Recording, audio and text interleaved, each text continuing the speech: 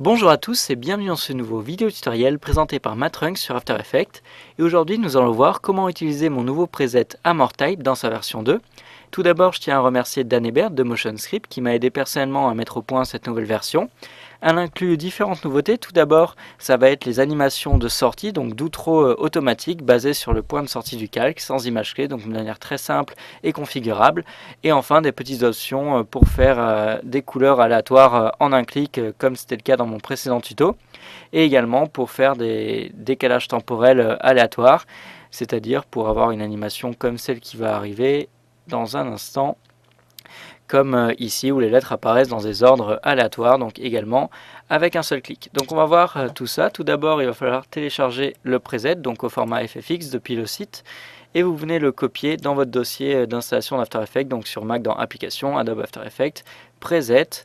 Vous pouvez faire un dossier Matrunks et le coller dedans. Ensuite, vous redémarrez et on va passer sur un petit projet de démo. Donc là, j'ai un texte vraiment basique. Une fois que vous avez mis le preset, vous pourrez le retrouver dans le panneau Effets et paramètres prédéfinis, dans Fenêtre Effets et paramètres prédéfinis. Vous venez taper donc AmorType, il va sortir et vous venez le glisser automatiquement sur un texte qui peut être déjà existant. Vous double-cliquez dessus, il va automatiquement créer un texte. Donc là, on va venir le glisser et automatiquement, on peut voir que pas mal de propriétés sont ajoutées. On a une animation 1, donc c'est des animations de texte qui marchent avec le sélecteur d'expression. Si vous voulez plus d'infos sur le sélecteur d'expression et faire vos propres expressions, je vous conseille de regarder mon tuto dédié au sélecteur d'expression sur les calculs de texte. Donc nous, on va voir comment mettre en place ces animes. Donc l'animation 1, on peut la renommer, ça va être l'intro. L'animation 2, l'outro. Et l'animation 3, c'est tout ce qui est dédié aux couleurs.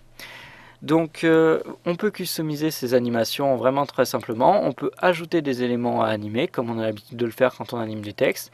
D'origine, moi dans mon preset j'en ai mis 3, position, échelle et rotation sur Z.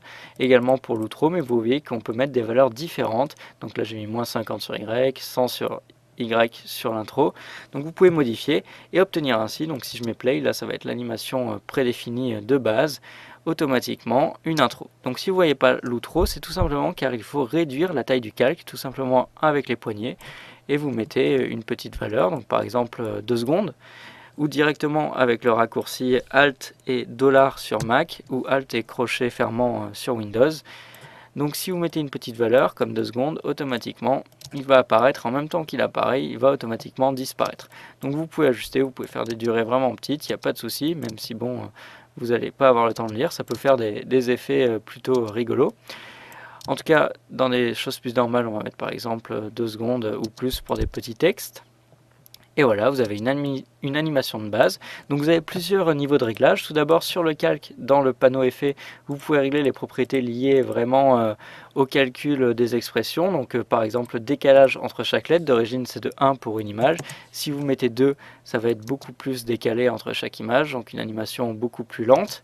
On va remettre 1. Si vous mettez par exemple 0,5, le décalage sera vraiment faible. Ils vont presque tous apparaître en même temps. Donc on va mettre 1. La durée, c'est la durée de votre anime. Si vous mettez 0,5, eh bien, elle va durer très longtemps. Donc là, il va peut-être falloir agrandir un peu le calque. Donc vous voyez que là, l'anime va mettre beaucoup plus de temps à se mettre en place. Et à l'inverse, si vous mettez 0,05, ça va être quelque chose de très rapide et qui va donc bénéficier d'un gros amorti. Donc on va mettre 0,1. Et là, c'est déjà un peu plus sympa, donc c'est le preset de base. Vous pouvez augmenter la fréquence, par exemple, si vous mettez 3, ça va beaucoup plus onduler. Et si vous descendez l'atténuation, donc le decay, par exemple, à 2, alors là, ça va beaucoup plus onduler et sur une durée beaucoup plus grande. Donc on peut mettre quelque chose de plus sympa, comme peut-être 5 et une fréquence de 2. Et voilà, à vous d'ajuster suivant le mouvement que vous voulez avoir, si vous voulez qu'on ressente de l'ondulation ou non. Et on peut mettre quelque chose d'un peu plus lent, donc peut-être 0,15. Donc voilà pour basiquement faire le mouvement. Et ensuite, concernant l'animation en elle-même, vous pouvez tout simplement tout modifier. Donc si vous voulez le faire arriver de plus haut, vous mettez une plus grande valeur sur la position. Donc ça va arriver d'en bas, pardon. Si vous voulez le faire arriver dans l'autre sens, vous mettez un moins, donc moins 200. Vous pouvez également le faire arriver plus ou moins de la droite ou de la gauche en ajoutant des valeurs sur X. Donc là, à vous de voir, toutes les propriétés vont bénéficier d'un amorti. Donc je vais remettre les valeurs de base. Vous pouvez également le faire venir de Z, donc de loin depuis devant ou derrière pour avoir des petits effets comme ceci. Vous pouvez jouer avec l'échelle, d'origine on peut peut-être la mettre à 50%, et vous pouvez ajouter par exemple une propriété d'opacité et la mettre à 0%. Donc ça c'est bien les valeurs de base à l'intro, et ensuite ça va automatiquement passer avec vos valeurs d'origine avec un effet d'amorti. Donc voilà pour cette petite anime. Et l'outro, bah, c'est pareil, c'est indépendant, donc vous pouvez faire une outro peut-être juste en enlevant la position, juste en jouant sur l'échelle et la rotation. Et oui, une autre chose importante, donc on va réduire un peu la taille, une autre chose importante, c'est que vous pouvez contrôler la manière dont on va calculer l'expression, soit lettre par lettre, comme c'est le cas actuellement, donc ça va partir lettre par lettre, soit tout simplement dans le secteur d'expression, donc que ce soit de l'outro ou de l'intro, changer le bas et sur, et vous passez sur mot ou ligne, par exemple, si vous avez des lignes, et automatiquement, là, ça va disparaître mot par mot. Donc voilà, plutôt simple à mettre en place. À vous de changer suivant vos envies. Donc on va repasser nous sur caractère. La couleur, donc je ne sais plus si je vous l'ai dit, mais vous pouvez tout simplement décocher la case pour retrouver vos couleurs de base, et le random color va venir être affecté. Donc vous pouvez descendre dans couleur et changer le degré maximum de variance. Si vous mettez quelque chose de très grand, alors là ça va être multicolore. Si vous mettez au contraire un chiffre petit comme 20 degrés, donc ça va être quelque chose proche de votre teinte de base. Ensuite, vous pouvez jouer avec la saturation. Vous pouvez également ajouter d'autres propriétés comme la couleur du contour si vous en avez un, ou l'opacité ou la luminosité. À vous de jouer avec ça. Et vous pouvez bien sûr modifier globalement la couleur de votre texte. Ça va venir être pris en compte pour faire varier sa teinte. Donc voilà, je pense que j'ai rapidement fait le tour pour tout ça. Ah oui, le mode random aléatoire.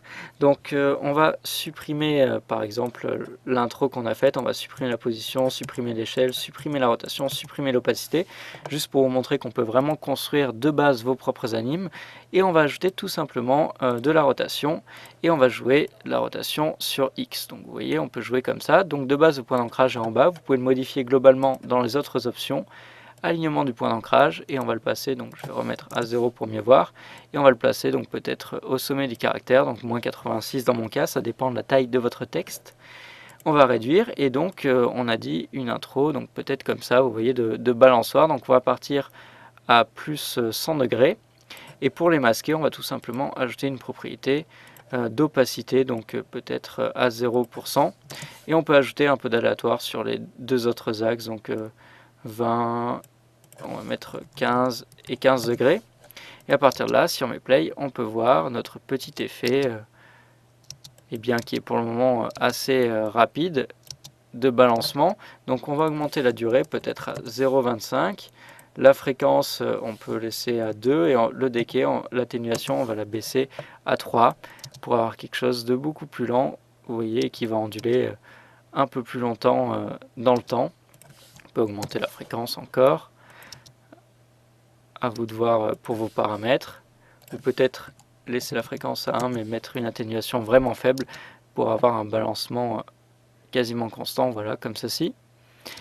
Et ensuite pour l'outro, on va tout simplement mettre à peu près la même chose. Donc on va supprimer l'échelle, on va supprimer la rotation, et on va ajouter une propriété de rotation, et sur X on va mettre l'inverse, donc moins 100, et également l'opacité à 0%. Et à partir de là, il va repartir dans l'autre sens avec le même effet de rebond. Vous pouvez venir mettre des images clés sur vos paramètres, donc c'est-à-dire que là on va dire que ça apparaît comme ceci, et vous pouvez augmenter par exemple l'atténuation. Vous mettez une clé sur atténuation, vous avancez de 10 ou 20 images, et vous augmentez par exemple à 10, et à partir de là l'outro va être avec beaucoup moins de fréquence, ça sera beaucoup moins ondulé. Donc vous pouvez réduire un peu, hop. Et là si j'appuie sur U, on peut voir qu'on a ajouté deux clés qui vont faire en sorte que ça vienne se calmer. Donc il faudra peut-être les lisser pour obtenir un résultat assez clean. Donc voilà, là ça vient carrément s'arrêter. Donc si c'est trop lent, vous pouvez augmenter un peu. Hop, et comme ça, votre texte va partir de manière vraiment propre. Donc j'espère que ce preset vous sera utile. En tout cas, moi je pense que je vais m'en servir assez souvent pour réaliser des lignes de texte vraiment simples, car ensuite vous n'avez plus qu'à dupliquer ce calque, le déplacer dans le temps, et automatiquement vous pouvez venir créer un autre texte and another text layer. Donc voilà, vraiment simple, on change la couleur, hop, et sans effort on a créé une petite animation et c'est plutôt rapide à calculer, à part sur CS6 où je ne sais pas qu'est-ce qu'ils ont foutu, mais le calcul d'expression caractère par caractère, sûrement dû à la mise en cache, fait vraiment ramer apparemment pas mal de gens, moi y compris. En tout cas sur CS 5.5 ça marche vraiment bien, même sur CS 3. Donc voilà pour ce petit tuto, n'hésitez pas à télécharger le preset et surtout à mettre un petit commentaire si il vous a plu. A bientôt pour de nouveaux tutos.